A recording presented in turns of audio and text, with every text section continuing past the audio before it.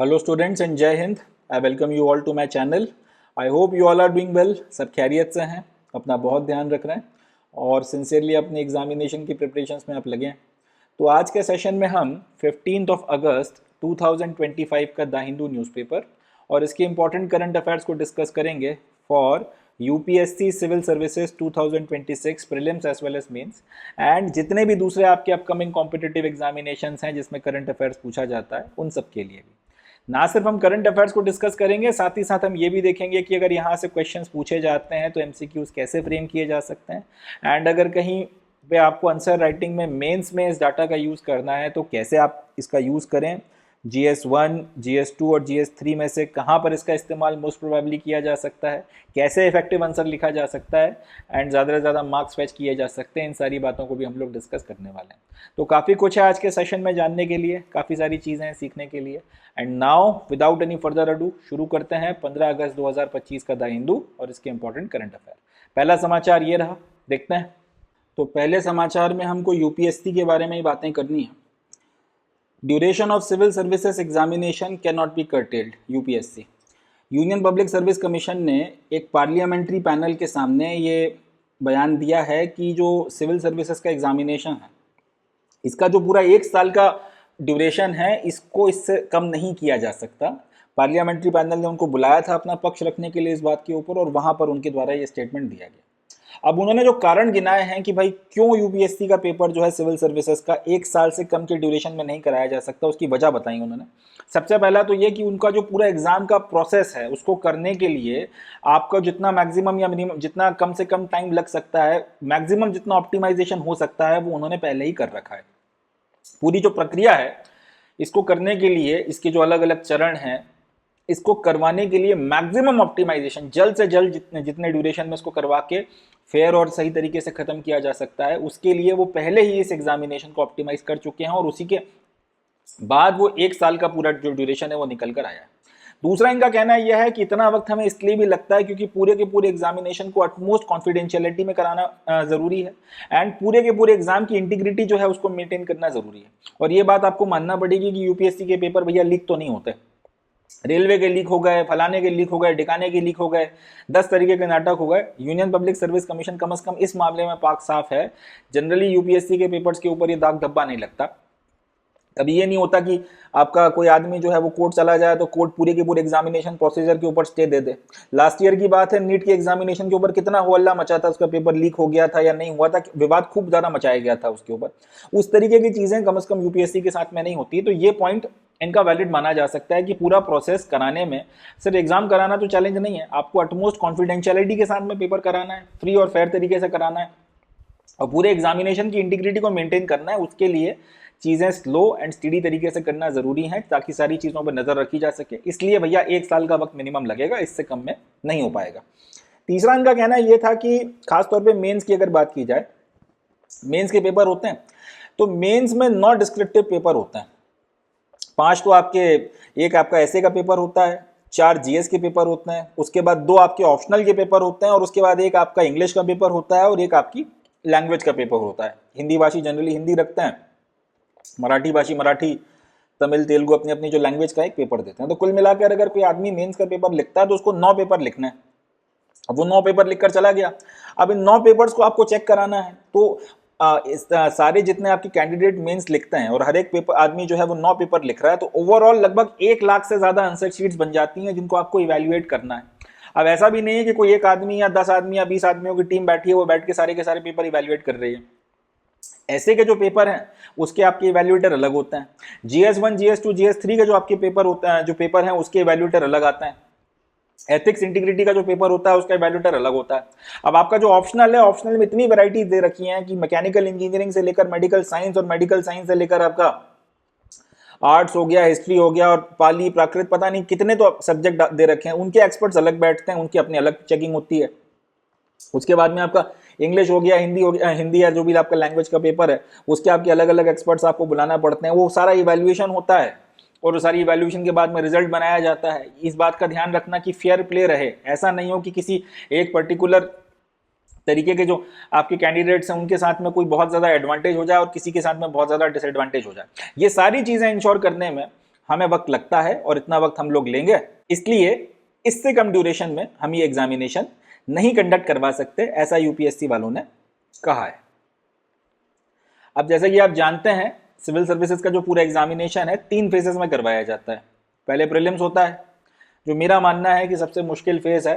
Prelims निकालना अपने आप में हिमालय को ठेलने के बराबर है। प्रीलिम्स होता है, प्रीलिम्स के बाद में फिर आपका मेंस होता है और मेंस के बाद में इंटरव्यू होता है। पूरी प्रक्रिया होने में लगभग 1 साल लग जाता है। ऐसे समझें कि 2025 का जो आपका यूपीएससी की साइकिल चल रही है, फरवरी में नोटिफिकेशन आया था, मई के महीने में आपका प्रीलिम्स हुआ था, सितंबर में, अगस्त सितंबर के बीच में आपका मेंस हुआ है, दिसंबर जनवरी तक रिजल्ट आएगा और उसके बाद में फिर आपके ये जो आप फरवरी के महीने से इंटरव्यू शुरू होंगे जो शायद मार्च तक चलेंगे, और उसके बाद में अप्रैल के महीने आते आते अप्रैल या फिर मई के महीने में फाइनल रिजल्ट आएगा। अभी जो पूरा आपका पेपर कंडक्ट करवाया जाता है, जो पूरी एग्जाम साइकिल चलती है, इसमें सिर्फ आईएएस, आईपीएस और आईएफएस के रिक्रूटमेंट नहीं होते हैं। कुल मिला के केंद्र सरकार की 19 सिविल सर्विसेज हैं, 19 सिविल सर्विसेज हैं, उनके रिक्रूटमेंट इस एग्जामिनेशन के थ्रू करवाए जाते हैं। ये याद रखिएगा। वैसे तो यूपीएससी अपने ऊपर सवाल नहीं पूछती है, बट फिर भी इंटरव्यू में पूछ ले, आपके काम आ जाए, याद रखना है। आईएएस, आईपीएस, आईएफएस अपनी जगह ठीक है, वो सबसे टॉप की सर्विसेज हैं, मगर सिविल सर्विसेज में कुल मिलाकर 19 भर्तियां जो हैं होती हैं, केंद्र सरकार की 19 सिविल सर्विसेज हैं, उनके लिए जो है रिक्रूटमेंट यहाँ से किया जाता है। Earlier, the parliamentary panel had recommended a comprehensive re-examination of the civil services recruitment framework. It also asked DOPT to establish a clear timeline for implementation of Baswan committee reforms. तो यूपीएससी वालों को तो अभी बुलाया है अपना पक्ष रखने के लिए। पार्लियामेंट्री पैनल इस मैटर को काफी लंबे वक्त से देख रहा था, तो उन्होंने इसके पहले रिकमेंड भी किया था कि जो पूरा का पूरा आपका सिविल सर्विसेज के रिक्रूटमेंट का फ्रेमवर्क है, इसके री एग्जामिनेशन का वक्त आ गया। यानी कि सिर्फ जो आपकी टाइमलाइन है, जितने में आपका रिक्रूटमेंट किया जाता है, इसी की बात नहीं है। जो प्रोसेस है जिससे किया जाता है, प्रीलिम्स, मेंस, इंटरव्यू, जो सिलेबस है, सारी चीज़ों का रीवैल्यूएशन करने का वक्त आ गया है और इसमें रिफॉर्म करने की ज़रूरत है। एक तो उन्होंने ये रिकमेंडेशन दिया था, साथ ही साथ department of personal and training जो यूपीएससी का करता धरता है, जो पूरा देखते हैं सारी चीज़ों को, इनसे भी बोला था कि ये जो बासवान कमेटी के रिफॉर्म्स थे, बासवान कमेटी ने जो रिफॉर्म्स सजेस्ट किए थे, एक क्लियर कट टाइमलाइन आप स्टैब्लिश करिए और उसकी मदद से बासवान कमेटी ने जो रिफॉर्म्स बताए थे उनका इंप्लीमेंटेशन कराइए सिविल सर्विसेज की पूरी एग्जामिनेशन प्रोसीजर में और रिक्रूटमेंट जिस तरीके से होता है उस पूरी प्रोसेस में। तो ये तो अब यहाँ से अब अपने को एक और बात पता चलती है कि ये बासवान कमेटी नाम की कोई चीज़ है। तो बासवान कमेटी अब क्योंकि समाचार में आ गई है, तो ये अपने आप में करंट अफेयर बन गया है और इसके बारे में अपने को थोड़ा जानकारी होनी चाहिए। तो अब हम लोग थोड़ा बासवान कमेटी क्या भला है इसके बारे में बात करते हैं। Baswan Committee was set up in 2015 under the chairmanship of former Secretary, Ministry of Education B.S. Baswan. तो B.S. बासवान साहब खुद एक IAS अफसर थे 2000 और ये मिनिस्ट्री ऑफ एजुकेशन के सेक्रेटरी थे, फॉर्मर सेक्रेटरी। इनकी अध्यक्षता में 2015 में कमेटी बनाई गई ना, और क्योंकि उसके चेयरमैन थे तो इनके नाम पर उसका नाम पड़ गया बासवान कमेटी।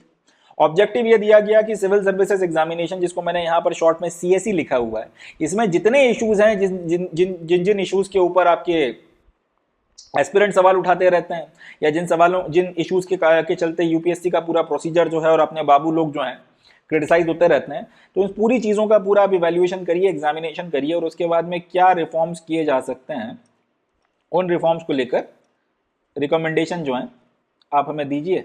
अब उन रिकमेंडेशन में से फिर क्या इंप्लीमेंट करानी है क्या नहीं करानी है हम बाद में देख लेंगे। अल्टीमेटली इन्होंने फिर पूरी प्रोसेस को स्टडी किया और रिकमेंडेशन दिए। पहला जो रिकमेंडेशन इनकी तरफ से दिया गया वो था, explore the feasibility of declaring answer key of preliminary examination after its result declaration instead of publishing it after final result declaration. देखता है, प्रीलिम्स का पेपर हुआ, 1 आध महीने के अंदर आपका रिजल्ट आ जाता है। अब प्रीलिम्स का जो कई सारे क्वेश्चंस ऐसे आते हैं जिसको लेके कंफ्यूजन रहता है कि कौन सा आपका जो है आंसर इसमें से सही है, कौन सा आंसर गलत है। खास तौर पे 2023 में जो सिविल यूपीएससी वालों ने धमाका किया था, जो वाहियात सा पेपर इन्होंने बनाया था, अब उसमें कई सारे क्वेश्चंस को लेकर आदमी कंफ्यूज था कि इसका क्या सही जवाब होगा, क्या गलत जवाब होगा। आप अटकल लगाते रहते हो।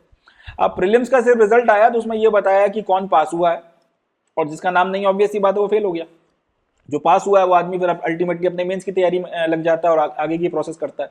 प्रॉब्लम यह है, जो आदमी फेल हो गया प्रीलिम्स में, अब उसको यही नहीं पता कि कट ऑफ कितना गया था, कितने पे जो है फाइनल आदमी सेलेक्ट हुआ है। जो आपकी आंसर की है उसमें सही जवाब यूपीएससी की ऑफिशियल आंसर की में क्या है क्या नहीं है। अब ये जो प्रीलिम्स है, इस प्रीलिम्स की जो आंसर की निकल कर आएगी, ये आएगी जब पूरा का पूरा एग्जामिनेशन का साइकिल पूरा हो जाएगा। मतलब 2025 का जो प्रीलिम्स आपका मई जून के महीने में हुआ था, इसका जो सही आंसर की है वो आपको पता चलेगा अगले मई के महीने तक, अगला मई आते आते जब आपका पूरा फाइनल रिजल्ट आ जाएगा। एस्पिरेंट्स का कहना यह है कि ये अन्याय है, ऐसा नहीं किया जाना चाहिए। कम से कम आप प्रीलिम्स की जो ऑफिशियल आंसर की है वो तो बता दो कि भाई किस सवाल का क्या सही जवाब है यूपीएससी के हिसाब से, जिसके बेसिस पर आपने किसी क्वेश्चन के किस जवाब को सही माना है, किस ऑप्शन को सही माना है, किसको गलत माना है। कम से कम इतना तो पता करना जो है हमारा हक बनता है। साल भर हमें वेट करना पड़ेगा, उसके बाद हमें पता चलेगा क्या है क्या नहीं है। ऐसे बहुत दिक्कत हो जाती है। आगे की प्रिपरेशन के लिए हम लोग फिर थोड़ा एनालिसिस कर सकते हैं सारी चीजें। बासवान कमेटी ने माना कि ये बात सही है, जो अपने लड़के हैं सही डिमांड कर रहे हैं, तो उन्होंने कहा कि प्रिलिमिनरी का जो रिजल्ट आता है, प्रीलिम्स की जो आंसर की है उसके बाद ही यूपीएससी वालों को डिक्लेयर करनी चाहिए, ना कि फाइनल रिजल्ट तक इनको रुकना चाहिए जो साल भर के बाद आएगा। ये बच्चों के साथ में अन्याय है। अब हालांकि ये यूपीएससी वाले हैं, देखो बाबू लोग हैं, कब मानते हैं नहीं मानते हैं देखा जाएगा, बट बासवान कमेटी ने एक रिकमेंडेशन दिया है। दूसरा इनका कहना यह है ऑप्शनल पेपर पूरी तरह से आपका जो है रिमूव कर दो, ताकि जो आपकी प्लेइंग फील्ड है वो लेवल हो जाए। मेंस में आपको कोई एक ऑप्शनल रखना पड़ता है, पहले 2 रखना पड़ते थे। अब ये जो कोई एक ऑप्शनल रखना पड़ता है, इसके 2 पेपर होते हैं, हर एक पेपर 250-250 मार्क्स का, यानी कि कुल मिला के 500 मार्क्स का। अब ये पेपर जो है वो बेसिकली मेक और ब्रेक पेपर होते हैं, क्योंकि आप अगर किसी ने कोई एस्पिरेंट है, उसने अगर वो सीरियस एस्पिरेंट है और वो आपके जो टॉपर्स हैं और इन सबके मार्कशीट्स अगर देखता रहता है, नोटिस किया होगा उसने कि आपके जो 250-250 नंबर के प्रीलिम्स, ये जो GS1 GS2 GS3 हो रहे हैं, इसमें से 110 नंबर लाने में आदमी को मौत आ जाती है। एग्जामिनर नंबर देते ही नहीं है, आप चाहे कुछ कर लो। जो मेंस लिख के बैठे हुए हैं सब जानते हैं, एग्जामिनर कसम खाकर आता है कि 10 नंबर का अगर पेपर अगर आपका क्वेश्चन है तो मैं आपको 5 नंबर 6 नंबर से 7 नंबर देने में आपको खून के आंसू रुलवा दूंगा, और अगर 20 नंबर का क्वेश्चन है तो तुम मेरे से 11 नंबर लेके बता दो, 11 नंबर से या 12 नंबर से ज्यादा तुम मेरे से लेके बता दो। तो पॉइंट ये है, नोटिस करिएगा कि GS1 GS2 GS3 के पेपर हैं, 250 में से आपके पता चल रहा है कि 93 नंबर आ रहे हैं या 99 नंबर आ रहे हैं, 105 नंबर आ गए तो गंगा नहा गए वाली बात हो जाती है इस तरीके से। मगर इसी की जगह पे अगर उसी एस्पिरेंट के अगर आप ऑप्शनल में नंबर देखोगे, 250-250 मार्क्स के कुल मिला के 500 में से पता चला कि एक पेपर में आपके 150 के आसपास नंबर आ गए, 150 प्लस चले गए, दूसरे में आपके 165 नंबर आ गए। अब यहां पे सामने वाला मार गया, उसका जो ऑप्शनल था उसने जो है उसको एक एडवांटेज दे दिया। सपोज कर लेते हैं ये साइंस का ऑप्शनल था और आदमी जो है वो एकदम आइंस्टाइन था, जो अपनी बहुत आइंस्टाइन की पीढ़ी वीढ़ी से था, साइंस वाइंस का पेपर था, एडियन वैडियन था, फोड़ के रख दिया उसने। अब यहाँ पे कोई आर्ट्स का आदमी है, वो लिखते लिखते मर जाए, वो तुलसीदास की रत्नावली की प्यार में जो तुलसीदास ने रत्नावली लिख मारी थी, उस शिद्दत के साथ में भी अगर इतिहास हिस्ट्री के साथ में बैठा हुआ है, या फिलॉसफी के साथ में बैठा हुआ है, या आपका पॉलिटिकल साइंस के साथ में बैठा हुआ, कुछ कर ले, 150 नंबर लाना ज्यादा मुश्किल है, मार्स पे लैंड करना ज्यादा आसान है। जो लोग देखे बैठे हैं पेपर वो जानते हैं कि ह्यूमैनिटीज में स्कोर करना कितना मुश्किल होता है। तो जाहिर सी बात है कि जो आपका साइंस बैकग्राउंड का आदमी है, जो इंजीनियरिंग बैकग्राउंड का आदमी, जो मेडिकल साइंस से बैठ गया, जिसने आपका फिजिक्स या मैथ्स का पेपर लिख दिया, वो जो है एक एडवांटेज ले जाता है। यहां से कहीं ना कहीं प्लेइंग फील्ड नहीं रहती, क्योंकि वो उसका विषय था, वो उसमें प्रिवेल कर गया। अब प्रॉब्लम यह है कि ह्यूमैनिटी वाला आदमी जो है रगड़ रगड़ के मर जाएगा, उसको 150 नंबर नहीं मिलेंगे, मतलब नहीं मिलेंगे, बात खत्म हो गई। ऐसी परिस्थिति में आपकी जो ये प्लेइंग फील्ड है वो लेवल रह नहीं जाती, और ये एक सीधा सीधा अन्याय है, ये अन्याय बंद होना चाहिए, ऐसा बासवान कमेटी का कहना था। तीसरा, इन्होंने एज लिमिट के ऊपर भी अपना कमेंट रखा। इनका कहना यह था कि एज लिमिट कम की जाए। फिलहाल जनरल कैटेगरी 32 ईयर्स तक बैठ सकती है, ओबीसी वाले 35 साल तक बैठ सकते हैं, और आपके जो SC ST वाले हैं वो शायद 37 है या 40, एग्जैक्ट मुझे ध्यान नहीं आ रहा, शायद 37 है, 37 तक शायद बैठ सकते हैं। और अटेम्प्ट जो है अनलिमिटेड है, 37 तक जितने अटेम्प्ट आप देना चाहो दो। 35 तक ओबीसी वालों के पास में 9 अटेम्प्ट होते हैं और जनरल वालों के पास में 6 अटेम्प्ट होते हैं 32 साल तक। बासवान कमेटी का कहना यह है कि ये जो एज है इसको भी कम किया जाए, और कोशिश की जाए कि एक यंगर कैंडिडेट जो है उनको लिया जा सके, ताकि एक तो लंबे वक्त तक वो सर्विस में रहें, दूसरा इनको फिर छोटी उम्र का आदमी है तो उसको ट्रेन किया जा सकता है। 25 साल 28 साल या मैक्स टू मैक्स, वैसे मुझे लगता नहीं है होगा, 30 साल से कम तो खैर नहीं कर पाएंगे। इनका कहना यह है कि एज लिमिट जो है उसको कम किया जाए। अब कितना कम किया जाए, 25 साल करना है, 26 करना है, 28 करना है, देखते हैं सरकार इनकी बात मानती है कि नहीं मानती, बट मेरा मानना ये होगा नहीं, 30 साल जो है कम से कम इतनी आपको एज लिमिट रखकर चलना पड़ेगा। मगर इन लोगों का ऐसा कहना है कि आप एज लिमिट को नीचे लाओ ताकि जितना हो सके उतने यंगर कैंडिडेट्स को लिया जा सके। आगे ये कहते हैं more structured syllabus with proper coverage of content to ensure balance across paper and reduce unpredictability. ये बहुत इंपॉर्टेंट पॉइंट है। सिलेबस को ज्यादा स्ट्रक्चर्ड रखिए, ज्यादा बताइए टॉपिक्स वगैरह के नाम कि आप क्या पूछना चाहते हैं, प्रॉपर जो है कंटेंट लिख कर दीजिए। आपने बोल दिया current affairs of national and international importance. Prelims में सिर्फ इतना ही से लिखा हुआ current affairs of national and international importance. Handwriting मेरी बड़ी गंदी है मगर जो लिखा है मैंने वो पढ़ दिया। Current affair of national and international importance, इतना सा लिख के छोड़ दिया एक लाइन पर का। अब इसमें आदमी क्या क्या पढ़े क्या क्या ना पढ़े, क्या चीज आपकी नेशनल इंपॉर्टेंस की है, क्या डेफिनेशन है नेशनल इंपॉर्टेंस की, क्या चीज आपकी इंटरनेशनल इंपॉर्टेंस की है, कैसे डिफाइन करोगे इंटरनेशनल इंपॉर्टेंस की क्या न्यूज है, और उसके बाद फिर उसमें से क्या पूछना चाहते हो। अब यहां पर ये इतना वेग हो जाता है कि इसके ऊपर महीने के महीने जो है आपकी करंट अफेयर्स की बुकलेट्स आती हैं, अपने आप में एक इंडस्ट्री खड़ी हो गई है करंट अफेयर्स के आपके जो। अब जैसे मैं आप लोगों के लिए लेक्चर बना रहा हूं, इसके आपको हजारों बधेरे वीडियोस मिल जाते हैं इस तरीके के। आदमी खुद भी जो न्यूज़पेपर जो है खरीदता है, द हिंदू मेरे हिसाब से बिकता ही इसीलिए क्योंकि आदमी जो यूपीएससी की तैयारी कर रहा है, या इंडियन एक्सप्रेस की सेल्स बढ़ रखी है इसी चीज के चलते सारी चीजें। तो सिर्फ इसलिए क्योंकि ये वेग है, इसमें डिफाइंड नहीं है कि आपको करंट अफेयर्स कितना पढ़ना है, कहां से वो पूछेंगे क्या पूछेंगे। तो इस बात को भी बासवान कमेटी ने जो है कंसिडर किया था कि एक तो तुम यार सिलेबस जो है उसको ज्यादा स्ट्रक्चर्ड बनाओ और क्लियर कट लिखो, प्रॉपर कवरेज दो कंटेंट का कि तुम पूछना क्या चाहते हो, तुम पूछोगे किस किस चीज में से। इंश्योर करो कि एक बैलेंस बना रहे अक्रॉस द पेपर। ऐसा नहीं है कि कोई एक पेपर जो है बहुत आसान पढ़ रहा है, एक पेपर बहुत मुश्किल आ गया। एक बार का तुमने प्रीलिम्स इतना हलवा पूछ लिया कि उसमें मतलब कट ऑफ चला गया 200 में से, जैसे 2016 का गया था 116 नंबर के आसपास में। दूसरी बार तुमने इतना खतरनाक आपका क्वेश्चन पेपर पूछ लिया कि आपका 80-85 नंबर पे कट ऑफ खत्म हो जा रहा है। इतनी भयानक अनप्रेडिक्टेबिलिटी मत रखो। आदमी क्या साल के साल खत्म हो जाते हैं, जिंदगी का एक बहुत आपका इतना एफर्ट आपने दिया, एक एस्पिरेंट जो हिसाब से तैयारी कर आया कि यार 5 साल से पेपर ऐसे आ रहे हैं। अब आपने अनप्रेडिक्टेबल बनाने के नाम पे ये पूछ मारा कि अफ्रीका में कौन सी, और ये एग्जैक्टली पूछा गया था, मुझे याद है 2023 में आया था, अफ्रीका में वो कौन सी लेक है जो पूरी तरह सूख गई है। अब ये कोई बात नहीं होती है।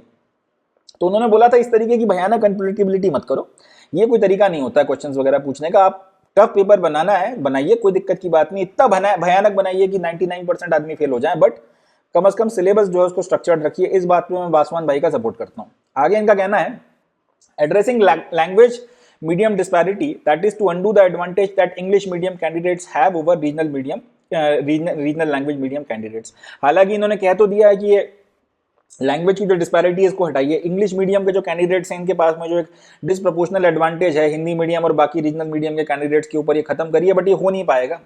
मतलब ये जिंदगी का जितना मेरा पढ़ाने लिखाने का अनुभव है उसके बेसिस पे बोल रहा हूँ, किसी के पिताजी ये डिसएडवांटेज खत्म नहीं कर सकते। उसकी वजह यह है कि आप पहले दिन से जब बच्चा नर्सरी में एडमिशन लेता है तब से ये प्रोपोर्शनेट डिसएडवांटेज जो है वो शुरू हो जाता है। अगर आप एक तो हर आदमी कोशिश में रहता है कि अपने बच्चे को इंग्लिश मीडियम स्कूल में पढ़ाया जाए।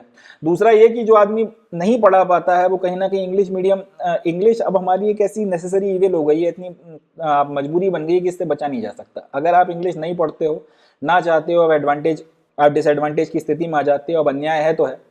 इन्होंने कह दिया है कि आप किसी तरीके से ये मीडियम डिस्पैरिटी हटाइए, बट मुझे लगता नहीं हो पाएगा। आगे इनका कहना है री evaluation of eligibility for candidates already selected but appearing again for different services. ये एक बड़ी अच्छी बात कही है कि भैया यार ये एक बहुत अन्याय की स्थिति है कि कोई आदमी सेलेक्ट हो गया, आईपीएस बन गया, आईएएस बनने के लिए पेपर दे रहा है, या आईएफएस बन गया, वो आईएएस बनने के लिए फिर बैठ गया, इस तरीके से। अब दिक्कत ये है कि ये लोग पहले ही आपका सिलेक्शन ले चुके हैं, सर्विस ज्वाइन कर चुके हैं, और सर्विस या तो सर्विस में है या फिर ट्रेनिंग में है। अब ये भाई लोग आईएएस बनने के लिए फिर पेपर देंगे और हाई चांसेस हैं कि ये क्लियर कर भी लेंगे, है कि नहीं? हाई चांसेस हैं कि ये क्लियर कर भी लेंगे। ऐसी परिस्थिति में अगर ये क्लियर कर लेंगे तो फिर अपनी जो पुरानी नौकरी है उसे इस्तीफा दिया जाएगा।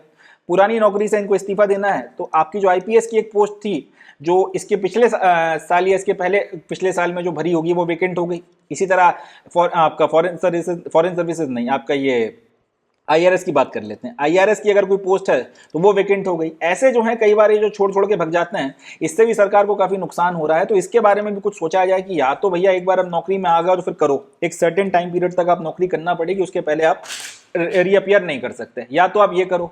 नहीं तो फिर अगर आपको ऐसा है तो फिर आप सर्विस ज्वाइन मत करो, आप रिजाइन करो, उसके बाद में आप पेपर दो। इस तरीके की कुछ व्यवस्था करवाई जाए। ये एलिजिबिलिटी है उन कैंडिडेट्स की जो पहले ही सिलेक्ट हो चुके हैं और अब अपनी दूसरी सर्विस के लिए रैंक इंप्रूवमेंट के लिए बैठ रहे हैं, इनके बारे में कुछ करना पड़ेगा। ये बासमान भाई ने कहा था and I support this thing. ये वाकई में बहुत एक इंपॉर्टेंट एस्पेक्ट है जिसके ऊपर ध्यान दिया जाना चाहिए।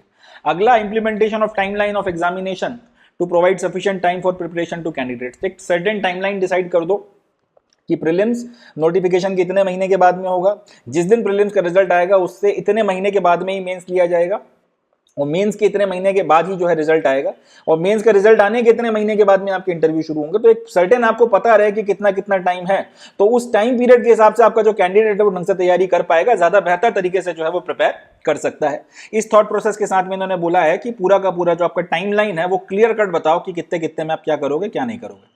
अब ये कुछ इंपॉर्टेंट एस्पेक्ट्स हैं। एक बात और याद रखनी है कि पूरी जो रिपोर्ट है अभी सरकार के द्वारा डिस्क्लोज नहीं की गई है।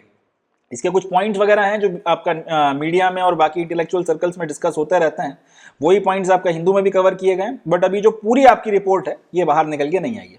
बहरहाल एक अच्छी रिपोर्ट है, रिकमेंडेशंस दमदार हैं, एंड मेरे हिसाब से इनके ऊपर काम किया जाना चाहिए। ये डिजर्व करते हैं कि इन पर्टिकुलर एस्पेक्ट्स को डिस्कस किया जाना चाहिए। तो ये सारे रिकमेंडेशंस जो हैं पैनल के द्वारा दिए गए। ये हो गया अपना पूरा समाचार। यहाँ से एक ही दो क्वेश्चन बनता है। पहला क्वेश्चन तो ये बनता है कि आपकी जो सिविल सर्विसेज होती है वो कितने आपकी जो सर्विसेज हैं उसके लिए पेपर लेती है। 19 सिविल सर्विसेज के लिए पेपर लिया जाता है, याद रखना। दूसरा ये कि बासवान कमेटी क्या है, तो बासवान कमेटी 2015 में बनी थी। बीएस बासवान इसके चेयरमैन थे, जो फॉर्मर सेक्रेटरी थे डिपार्टमेंट ऑफ या मिनिस्ट्री ऑफ एजुकेशन की, और ऑब्जेक्टिव था सिविल सर्विसेज एग्जामिनेशन की वेरियस इश्यूज को देखना और उसमें फिर रिफॉर्म्स के लिए रिकमेंडेशन करना। पूरी की पूरी रिपोर्ट सरकार के द्वारा अभी तक पब्लिक नहीं की गई है, मगर इसके वेरियस पॉइंट्स को लेकर चर्चा परिचर्चा होती रहती है, और जो जो इसके इंपॉर्टेंट पॉइंट्स थे वो सारे हम लोगों ने डिस्कस कर लिए। चलें, इंटरेस्टिंग न्यूज़ थी, इंपॉर्टेंट न्यूज़ थी, और एज एन एस्पिरेंट हर एक बंदे को सिविल सर्विसेज की जो तैयारी कर रहा है उसको ये न्यूज़ के बारे में कुछ बेसिक नॉलेज होना चाहिए। चलें नेक्स्ट न्यूज़ देखते हैं। चलें नेक्स्ट न्यूज़ डिस्कस करते हैं। तो इस समाचार में हमको इंडिया और यूनाइटेड स्टेट्स के बारे में बात करनी है। जैसा कि आप जानते हैं, अमेरिका ने, या यूँ कहना चाहिए कि प्रेसिडेंट ट्रंप ने इंडिया के ऊपर 50% टैरिफ्स या 50% सैंक्शंस लगा रखे हैं, जिसमें 25% उनका कहना है कि इसलिए लगा रखे हैं क्योंकि डिस्प्रपोर्शनेट जो ट्रेड होता है इंडिया और अमेरिका के बीच में, डिस्प्रपोर्शनेटली वो इंडिया के फेवर में है, और 25% उनका कहना है कि वो हम पे पनिशमेंट टैक्स लगा रहे हैं क्योंकि हम रशिया से ऑयल खरीद रहे हैं। खैर, झुकने वाले तो हम भी नहीं हैं, हम भी एकदम अड़ के खड़े हो गए हैं। बट इस पूरी जो ये टसल चल रहा है जिसके चलते इंडिया और यूनाइटेड स्टेट्स के बीच के रिलेशनशिप्स बुरी तरह से ख़राब हो रहा है, इस बीच में एक अच्छी खबर, एक पॉजिटिव खबर भी आई है, या यूँ बोलना चाहिए कि एक ऑलिव ब्रांच भी हमको देखने को मिल रहा है। वो है दोनों देशों की मिलिट्रीज़ के बीच में। डिस्पाइट जो सैंक्शंस के चलते टेंशंस बन गई हैं, उसके बाद भी इंडिया और यूनाइटेड स्टेट्स एक जॉइंट मिलिट्री एक्सरसाइज सितंबर के महीने में अलास्का में करने वाले हैं। ये जो एक्सरसाइज होने वाली है इसका नाम रहेगा युद्ध अभ्यास, और ये इसका 21st एडिशन है। इसके पहले 20 बार और इस तरीके की मिलिट्री एक्सरसाइज हो चुकी हैं, और ये इसका 21वां एडिशन जो है यहाँ पर होने वाला है सितंबर के फर्स्ट हाफ में, यानी कि 1 से लेकर 15 सितंबर के बीच में एक्सरसाइज यूनाइटेड स्टेट्स की अलास्का में जो है कंडक्ट की जाएगी। तो इसको 2-3 एस्पेक्ट से हम लोग देख सकते हैं। पहला तो ये कि यूनाइटेड स्टेट्स को भी पता है कि इंडिया को पूरी तरीके से अबैंडन नहीं किया जा सकता। इंडिया वाले भी जानते हैं कि यूएस के साथ में खुलकर जो है एकदम दुश्मनी नहीं ली जा सकती है। तो दोनों जो है इस परिस्थिति को किसी तरीके से मनूवर करने की कोशिश कर रहे हैं, किसी तरह से इस परिस्थिति से निकलने की कोशिश कर रहे हैं, जिससे कि दोनों के लिए जो है एक विन विन सिचुएशन बन के क्रिएट हो। एंड कोशिश यही है कि डोनाल्ड ट्रंप अगर अपने अनप्रेडिक्टेबल बिहेवियर के चलते अगर कुछ नुकसान करते भी हैं पॉलिटिकल पॉइंट ऑफ व्यू से, तो मिलिट्री टू मिलिट्री रिलेशनशिप्स हैं वो ठीक रहें, क्योंकि अब अल्टीमेटली ज़िंदगी भर तो रहेंगे नहीं। 1 साल लगभग इनका होने को आ रहा है, प्रेसिडेंसी का 3 साल और बचे हैं। उसके बाद में जब कोई दूसरा आदमी आएगा, रिश्ते सुधारने की कवायद जब फिर शुरू होगी, तो ये जो बाकी सारी चीज़ें इन पैरेलल चल रही हैं, इसके चलते ट्रस्ट बिल्डिंग या कॉन्फिडेंस बिल्डिंग मेजर जो है थोड़ा सा जल्दी लिए जा सकेंगे। और साथ ही साथ ये भी समझ में आता है कि जो ओवरऑल आपका जो ब्यूरोक्रेसी है, जो मिलिट्री है, इसके अलावा उनका जो एडमिनिस्ट्रेशन है, वो जानता है कि अमेरिका को इंडिया की ज़रूरत साउथ ईस्ट एशिया में, इंडो पैसिफिक में पड़नी ही पड़नी है अगर वो चाइना के खिलाफ कोई स्टैंड लेना चाहते हैं। तो उनको भी पता है कि हमारे बिना काम नहीं चलेगा, हमको भी पता है कि यूनाइटेड स्टेट्स के बिना हम जो अपना एक राइज देख रहे हैं एक इकोनॉमिक पावर के तौर पर, कहीं ना कहीं हमारे उन हितों को झटका लगता है। तो देखते हैं यहाँ से कैसे क्या बातें आगे बढ़ती हैं, बट ये एक पॉजिटिव एस्पेक्ट है। तो यहाँ से याद रखना है, युद्ध अभ्यास इंडिया और अमेरिका के बीच में हो रहा है, जॉइंट मिलिट्री एक्सरसाइज है, और अमेरिका के अलास्का में सितंबर के पहले हाफ यानी कि पहले 15 दिनों में इसको कंडक्ट करवाया जाएगा। ज़्यादा इससे काम का और कुछ नहीं है। डिफेंस में हाई चांसेस हैं कि ये न्यूज़ पूछी जा सकती है। चलें आगे बढ़ते हैं। अगले समाचार में हमको पाकिस्तान के बारे में बात करनी है। समाचार यह है कि पाकिस्तान एक रॉकेट फोर्स कमांड को सेटअप करने वाला है। ये जो घोषणा है पाकिस्तान का जो प्राइम मिनिस्टर हैं शहबाज शरीफ, उसके द्वारा उनका जो इंडिपेंडेंस डे की स्पीच थी उसमें उन्होंने ये घोषणा करी है कि एक नई मिलिट्री फोर्स वो बनाने वाले हैं, और इसकी जो जिम्मेदारी है इनकी मिसाइल कैपेबिलिटीज़ को देखने की है, इनकी मिसाइल कैपेबिलिटीज़ को देखना, और उसको फिर जैसे भी आगे बढ़ाया जा सकता है, यूटिलाइज किया जा सकता है, वो सारी चीज़ें ये मिलिट्री फोर्स करेगी, और इसका नाम रखा गया है रॉकेट फोर्स कमांड। ये जो घोषणा है ये अपने आप में एक बात क्लियर करती है कि ऑप सिंदूर में इंडिया की जो मिसाइल अटैक्स हुए हैं, इनके 11 के करीब 9 या 11 एग्जैक्ट नंबर मुझे याद नहीं है, शायद 11 है, 11 मिलिट्री बेसिस के ऊपर जो अटैक किया गया है। 9 तो शायद पहले ऑपरेशन सिंदूर में जब हमने पहले अटैक किया था तो 9 जो आपके हाइड आउट्स थे, जो आपके टेररिस्ट हाइड आउट्स थे, उनको हमने निशाना बनाया था। उसके बाद जब पाकिस्तानियों ने उसके बाद पलट कर हम पर वार करने की कोशिश करी, तब हमने फिर उनके 11 एयर बेसिस पे अटैक किया था। अब वो जब अटैक हुआ उसमें ब्रह्मोस का इस्तेमाल हुआ, और जिस तरीके से फिर हम लोगों ने एविडेंस सामने रख दिया कि 11 आपकी सैटेलाइट इमेजेस बता दी कि किस तरीके से नूर खान एयरबेस को नुकसान पहुंचाया है, जो अब तक जो है फंक्शनल नहीं है, और इसके अलावा बाकी जो एयरबेसेस पर नुकसान वगैरह हुआ है। तो पाकिस्तानियों के भी होश ठिकाने आ गए, उनको समझ में आ गया कि हम कितनी भी बड़ी बड़ी बातें कर लें, बढ़ के मार लें, कहीं ना कहीं अगर मिलिट्री कैपेबिलिटीज़ की बात की जाए, टेक्नोलॉजीज़ की बात की जाए, तो इंडिया के सामने वो कहीं नहीं ठहरते हैं।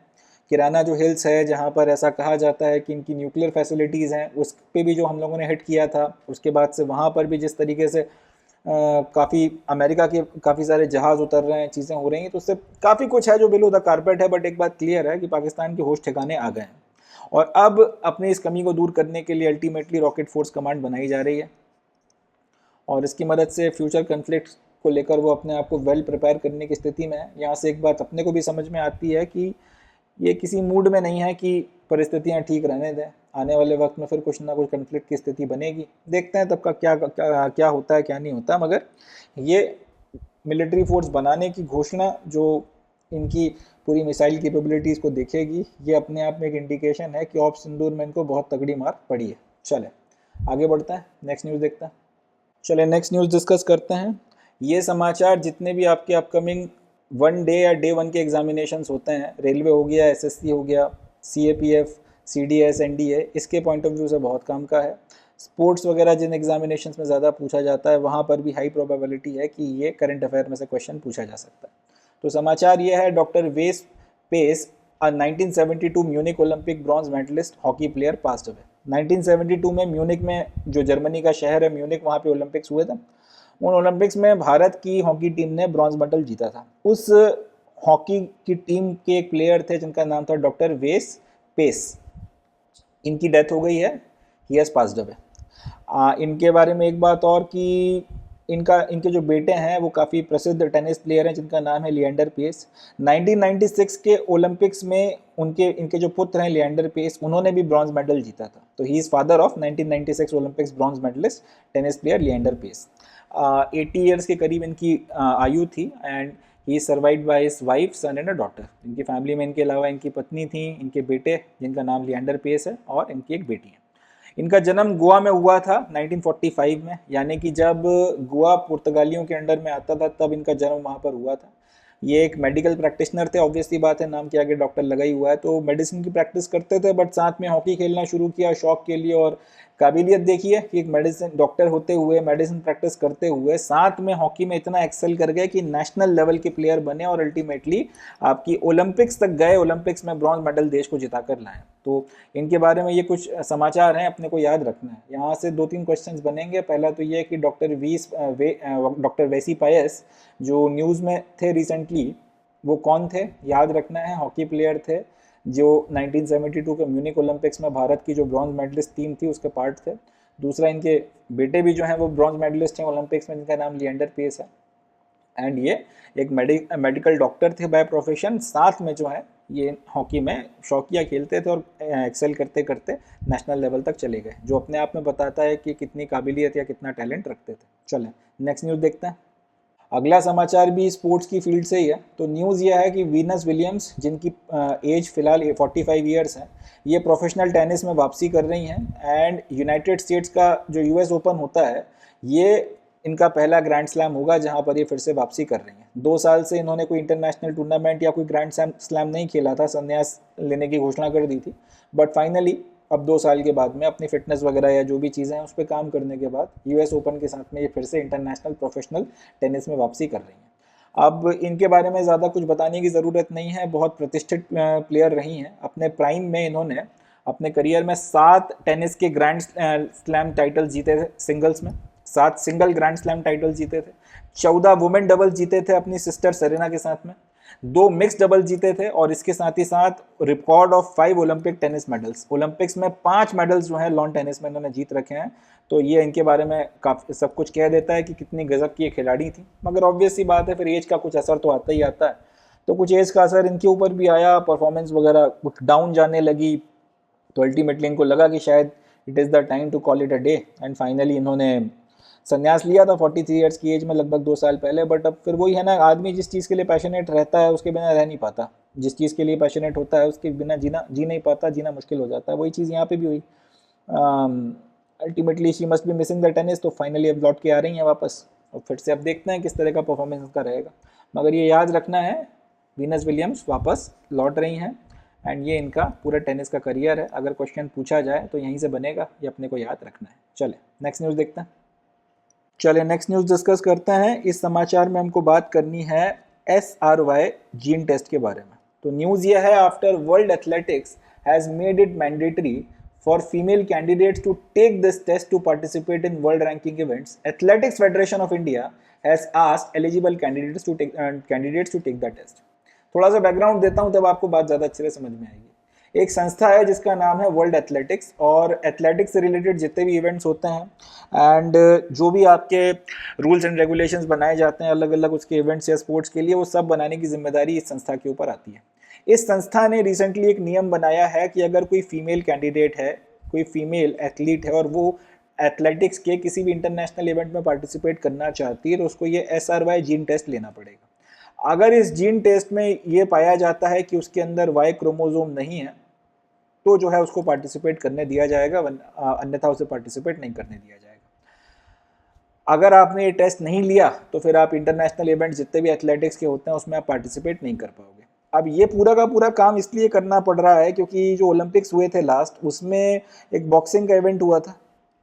उस बॉक्सिंग के इवेंट में एक मैच जो आपकी गोल्ड मेडलिस्ट जो महिला बनी है, उनके जेंडर को लेकर जो है एक प्रश्न चिन्ह खड़ा कर दिया गया था। उसमें ये बोला गया था कि वो बायोलॉजिकली फीमेल नहीं है,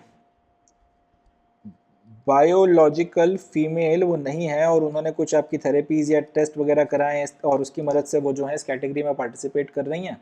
एंड इसके चलते एक बड़ा अनफेयर कंपटीशन वगैरह बन गया। अब क्या सच्चाई है क्या सच्चाई नहीं है वो एक बात की बात है, मगर ये तो तय है कि उस मैच को देखकर एक बात क्लियर समझ में आ रही थी कि वो महिला जो दूसरी आपकी इटली की बॉक्सर थी उसके ऊपर उस महिला का एक, या फिर वो जो कैंडिडेट थी उनका एक बहुत डिस्प्रपोर्शनेट एडवांटेज था। दिख रहा था कि उनके पास जो पावर है वो जनरली फेमिनाइन या एक फीमेल बॉडी इस तरीके से परफॉर्म नहीं करती है। खैर जो भी हुआ उसमें काफ़ी इश्यूज वगैरह हुए, एंड लास्ट में अब अल्टीमेटली एथलेटिक्स फेडरेशन वालों ने ये डिसाइड किया है कि नहीं, अब से अगर किसी महिला कैंडिडेट को पार्टिसिपेट करना है फीमेल इवेंट्स में तो उसको ये SRY जीन टेस्ट कराना पड़ेगा, और अगर उसमें Y क्रोमोसोम पाया जाता है तो फिर उसको इंटरनेशनल आपके जो फीमेल कैटेगरी के इवेंट्स हैं उसमें पार्टिसिपेट करने नहीं दिया जाएगा। फाइनली अब अगर हम चाहते हैं कि हमारी जो महिलाएं हैं वो इंटरनेशनल इवेंट्स में पार्टिसिपेट करें तो फिर हमको भी ये टेस्ट लेना पड़ेगा। तो उसी परिप्रेक्ष्य में कहा गया है कि आप जो ये टेस्ट है इसको करवा लीजिए ताकि आप पार्टिसिपेट कर सकें और इंडिया को रिप्रेजेंट कर सकें। तो यहाँ से एक ही क्वेश्चन है जो बनता है, वो ये है कि SRY जीन टेस्ट क्या है। तो SRY gene test recently World Athletics के द्वारा फीमेल कैंडिडेट्स को मैंडेटरी किया गया है। ये चेक करता है कि आपकी बॉडी में वाई क्रोमोसोम है या नहीं है। अगर वाई क्रोमोसोम पॉजिटिव है तब इसका मतलब आप मेल हैं, अगर वाई क्रोमोसोम नेगेटिव है इसका मतलब आप फीमेल हैं, और फीमेल है तो फिर आप पार्टिसिपेट कर सकती हैं। चलें, that's it from this news, आगे बढ़ते हैं। So with this we come to end of today's session. आज के सेशन में बस इतना ही। अब मैं मिलता हूँ आपसे नेक्स्ट सेशन में, जिसमें हम लोग 16 अगस्त 2025 का द हिंदू और उसकी इंपॉर्टेंट करंट अफेयर्स को डिस्कस करेंगे। तब तक के लिए अपना बहुत ध्यान रखें, खुश रहें और मेहनत करते रहें। Thank you. जय हिंद।